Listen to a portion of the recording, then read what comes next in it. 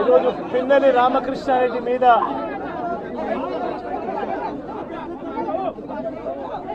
తన మీద ఏకంగా 307 అంటే అటెంప్ట్ టు మర్డర్ లాంటి కేసులు పెట్టి ఏ రకంగా అన్యాయంగా తనను జైల్లో నిర్బంధించడం జరుగుతూ ఉందో కూడా చూస్తూ ఉన్నాం. ఈరోజు రాష్ట్ర వ్యాప్తంగా కూడా ఇదే కార్యక్రమాలు జరుగుతూ ఉన్నాయి. రాష్ట్ర వ్యాప్తంగా కూడా కేవలం తెలుగుదేశం పార్టీకి చంద్రబాబు నాయుడు గారికి ఓటు వేయలేదు అన్న ఒకే ఒక కారణంతో ఏకంగా ఆస్తులను ధ్వంసం చేస్తూ ఉన్నారు, దొంగ కేసులు పెడతా ఉన్నారు.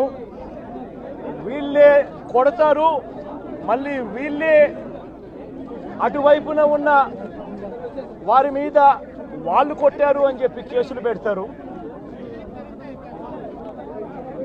ఇంతటి దారుణంగా ఈరోజు రాష్ట్రంలో పరిపాలన సాగిస్తూ ఉన్నారు. నేను అడుగుతా ఉన్నా, ఇదే గత 5 సంవత్సరాల కాలంలో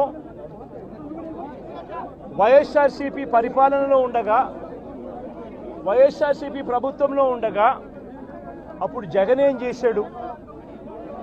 కులం చూడలేదు, మతం చూడలేదు, ప్రాంతం చూడలేదు, చివరికి ఏ పార్టీకి ఓటు వేశారన్నది కూడా చూడకుండా ప్రతి పథకము ప్రతి మనిషి కూడా అర్హత అన్నది మాత్రమే ప్రామాణికంగా తీసుకుని ప్రతి ఇంటికి డోర్ డెలివరీ చేసిన ప్రభుత్వం వైఎస్ఆర్సీపీ ప్రభుత్వందైతే, జగన్మోహన్ రెడ్డి ప్రభుత్వందైతే ఈరోజు కేవలం తెలుగుదేశం పార్టీకి ఓటు వేయలేదని, కేవలం చంద్రబాబు నాయుడు గారికి ఓటు వేయలేదని, కేవలం ఓటు వేయలేదన్న ఒక్క కారణంతో ఆస్తులు ధ్వంసం చేస్తూ ఉన్నారు, మనుషులను కొడతా ఉన్నారు, కొట్టి మరి కేసులు పెడతా ఉన్నారు.